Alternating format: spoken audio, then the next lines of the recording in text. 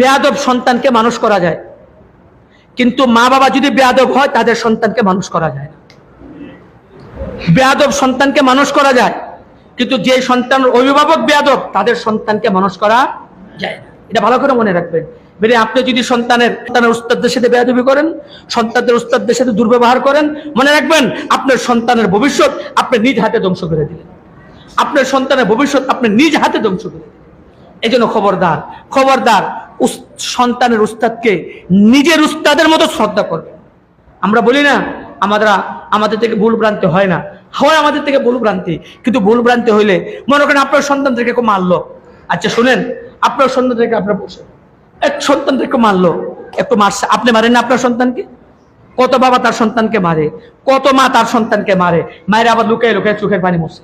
তাহলে আপনি যদি মারতে পারেন, আপনি যদি আপনার মা যদি মারতে পারেন, ছেলে যদি বাবা যদি মারতে পারে, তাহলে শাসনের জন্য ওস্তাদ যদি একটু মারে, এটার জন্য এত মায়া কান্না কেন? একটু মায়া কান্না কেন? আবার মায়া কান্না তো ঠিক আছে, এটার জন্য একবারে পুরো এলাকা ঘুটাইয়া বিচার জমাইতে হবে উস্তাদের বিরুদ্ধে, এটা কেমন কথা? এটা কেমন কথা?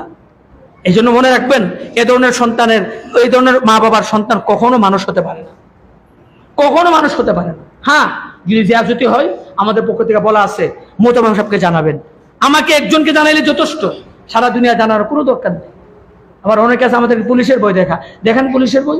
ওই দিন তো বাদশাহ সাহেব বলতেছে, আমার এই যে ডালখানাগর ওখানে ওনার একটা মাদ্রাসা আছে, ওই মাদ্রাসাতুল ইহসান নাকি মাদ্রাসা, ওই মাদ্রাসার এক ছাত্র খুব দুষ্টামি করে, পড়াও পারে না, সে নিজেও দুষ্টামি করে, অন্যদেরকেও ক্ষতি করে।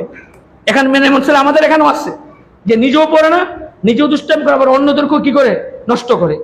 তো উস্তাদরা তার বাবাকে ডেকে না বলছে, তার পীরে বলছে যে এর লেখাপড়া হবে না, এর নিয়ে যান। কারণ সে নিজেও ডিস্টার্ব করে, অন্যদেরকেও কি করে, ডিস্টার্ব করে, নিজেও পড়ে, অন্যদেরকে ডিস্টার্ব করে। তার বাবা তাকে হাতে পায়ে ধরে বলছে, হুজুর না, রাখেন, একটু মারেন কাটেন, আপনি রাখেন। তো উস্তাদরা বলা, তাহলে আমাদেরকে লিখিত দিতে হবে, আমাদেরকে লিখিত দিতে হবে। এবার লিখিত দিল, মারেন কাটেন যাই করেন, তো আমার ছেলেকে হাফেজ করে আলেম তো লিখিত দিচ্ছে। তো এবার বললেন, আমি তো এটা রেখে দিছি আমার ট্যাক্সে, কোন উস্তাদরা দেখাইও নাই। এই ছেলে তো তার অভ্যাসে দুষ্টামি করা, পড়া না পারা, আজকেও সে দুষ্টামি করছে, আর উস্তাদরা তাকে পিটাইছে।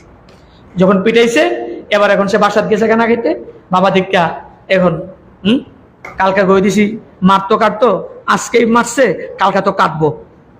এই জন্য বাবা আমি বাসায় গেছি, আমি বাসায় গেলাম, বাসায় গিয়ে সেরা আমাকে ফোন দিয়েছে, হুজুর কোথায়? বাসায়। নিচে নামেন, এখন পুলিশ আসতেছে। কি হয়েছে? পুলিশ আসতেছে। তুমি বলে, আমি বললাম যে এক কাজ করুন, তাদেরকে শান্ত করুন, মাথা গরম আসতেছে। আসলাম নিচে, দেখি যে খুব গরম। কি হয়েছে? ও দেখেন হুজুর, কালকা মাত্র আপনাকে লিখে দিয়ে গেলাম যে মারেন কাটেন, ঠিক আছে, আজকে মায়ের শুরু করছে, কালকা তো কাটবো। হ্যাঁ, এখন পুলিশ আসতেছে, আমরা ওস্তাদ ধরে পুলিশ এসে নিয়ে যাবো। উনি বলেন, আমি তো তাকে বুঝাইবার চেষ্টা করলাম যে দেখো, এখানে উস্তাদের কোন, তুমি যে লিখিত দিছো এটা শুধু আমার কাছেই আছে, এটা উস্তাদরা জানে না, আমার দেখছি আছে, কোন উস্তাদরা জানে না। এটা তার নিয়মিত প্রত্যেকদিন দুষ্টামি করে, প্রত্যেকদিন মায়ের আজকে সেভাবে মায়ের খেয়েছে। এখানে এটার সাথে কোনো যে তুমি লিখিত দিছো এই জন্য আজকে মারছে কালকে কাটবে, এমন কোনো কিছু না। কিন্তু সে বুঝতেই রাজি না, সে বুঝতেই রাজি না, সে পুলিশের বই দেখা।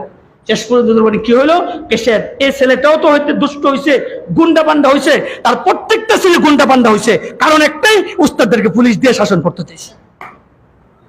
এই জন্য বলবো, খবরদার, খবরদার, কখনো নিজের এই চিন্তাটা করবেন না যে উস্তাদকে শাসাবেন, বরং নিজের সন্তানের উস্তাদকে নিজের উস্তাদের মতো মনে করবেন। সন্তানের উস্তাদের জুতা সুতা করে দিবেন, সন্তানের উস্তাদদের জন্য খেদমত করবেন, যে হুজুর এই হুজুরকে নিজের উস্তাদের মতো সম্মান করবেন, তাহলে আপনার সন্তান হাফেজ আলেম হতে পারবে। আর উস্তাদদের সাথে বেয়াদবি করবেন, তাকে পুলিশের বই দেখাবেন, আর তাকে সমাজের বই দেখাবেন, তার বিরুদ্ধে বিচার জমাইবেন, আর আশা করবেন আপনার ছেলে আলেম হয়ে যাবে, হাফেজ হয়ে যাবে। কোশ্চিন কারো না, আমি লিখে দিতে পারি, কিয়ামতের আগ পর্যন্ত আলেম হতে পারবে না, হাফেজও হতে পারবে না, কিয়ামতের আগ পর্যন্ত। আপনার নসলই হবে না। যে সন্তানের মা বাবা বেয়াদব, তার নসলে হাফেজ আলেম হবে না। আর যেই মা বাবা বাদব উস্তাদদেরকে শ্রদ্ধা করে, আলেমদেরকে শ্রদ্ধা করে, তার সন্তান আলেম না হলেও তার ভবিষ্যৎ প্রজন্মের ভিতরে আলেমের সিলসিলা জারি হবে, আদবের সিলসিলা জারি হবে। আর যদি মা বাবা যদি বেয়াদব হয়, উস্তাদরা এসে ধমকায়, ওই মা বাবার সন্তান জিন্দিগিতে আলেম হতে পারবে না। কি পরিমাণ কষ্ট করে উস্তাদরা, একটু চিন্তা করেন। আপনার বাড়িতে একটা দুইটা বাচ্চা থাকে, এটা দিয়ে আপনি পেরেশান হয়ে যান, আর এখানে 70-80 জন ছাত্র, সবগুলো ছোট বয়সের, একটাকে ঠিক করে এলে আরেকটা এদিকে চেওয়া শুরু করে দেয়। এই অবস্থা উস্তাদের মাথা কেন কেন করে অবস্থায় সারাদিন থাকতে থাকতে কখন একটু তাদের থেকে ব্যতিক্রম হয়ে যায়। আমাদের পক্ষ থেকে বলা আছে ছাত্রদেরকে শাসন করবা না, শাসন করতে অতিরঞ্জিত করবা না, পিটাইবা না, বলা আছে, মাদ্রাসার প্রতি কানুন আছে। কিন্তু কখনো কখনো দুর্ঘটনা ঘটে যায়, কিন্তু এটার জন্য মাদ্রাসার নিয়মতান্ত্রিকতা আছে। তো অফিসে এসে জানান মোহতারাম সাহেবকে, দেখেন মোহতারাম সাহেব এটা সংশোধন করে কিনা। কিন্তু তা না জানায়া আপনি কমিটির কাছে বিচার দিবেন, সর্দারের কাছে বিচার দিবেন, পুলিশের জানাইবেন, থানাতে জানাইবেন, জানাইতে পারবেন, কিন্তু মনে রাখেন এর দ্বারা আপনার সন্তান চিরতরে বরবাদ হয়ে গেছে। আল্লাহ আপনাদেরকে বুঝ দান করো, আপনাদেরকে সঠিকটা বুঝার তৌফিক দান করো। কথাগুলি মনের থেকে বলছি, কাউকে হে প্রতিপন্ন করা বা কাউকে কোনো আঘাত করার উদ্দেশ্যে বলি নাই। এই কথাগুলো বলছি মন থেকে, দিল থেকে, যে এত কষ্ট করি ছেলেদের জন্য, এত কষ্ট করি, তারপরে যদি ছেলেগুলো হাফেজ আলেম হইতে না পারে, শুধু মা বাবার বেয়াদবির কারণে কষ্ট হয়, এই জন্য বলবো আল্লাহর রাস্তে মা বাবা বেয়াদব হয়েন না, তাহলে আপনার সন্তান আলেম হবে। আর মা বাবা যদি এরকম বেয়াদব হয়ে যান, মনে রাখেন আপনার সন্তানের ভবিষ্যৎ ধ্বংস। আল্লাহ আপনাদেরকে বুঝার তৌফিক দেখ, আমাকেও বুঝার তৌফিক দান করো। আল্লাহ তাআলা আমাদের সবাইকে বুঝার তৌফিক দেখ।